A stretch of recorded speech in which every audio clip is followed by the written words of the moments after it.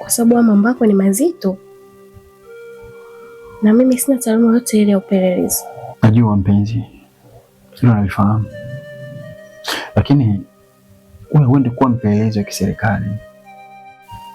Unakwenda kumchunguza tu yule mtu kistaarabu, na kama utaongezana na mwanamke wako kidogo, nadhani kila kitu kitakaa sawa.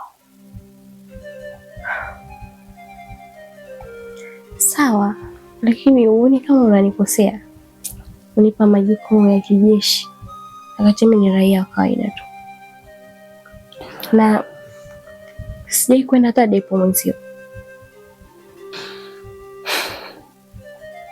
Najua kama nakosea Delila, lakini pia najua kama nalikosea taifa langu. Ila kwa hapa nilipofikia mimi sina namna, sina njia nyingine. Njia iliyobaki ni wewe tu peke yako. Naomba nisaidie kwa hilo. Unajua ninafanya hivi kwa sababu naogopa kupoteza kazi yangu. Haya ndo maisha yangu. Na hapa nilipofikia hatari mambo yamekuwa magumu maji ya kushikoni. Na kuamini sana. Na naimani kwamba hautoniangusha.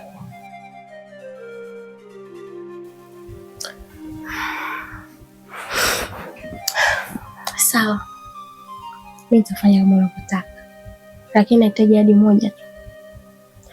Pale ambapo mambo yatakuwa nenda vibaya, usisite kunielekeza kwa sababu sina uzoefu wote katika hilo.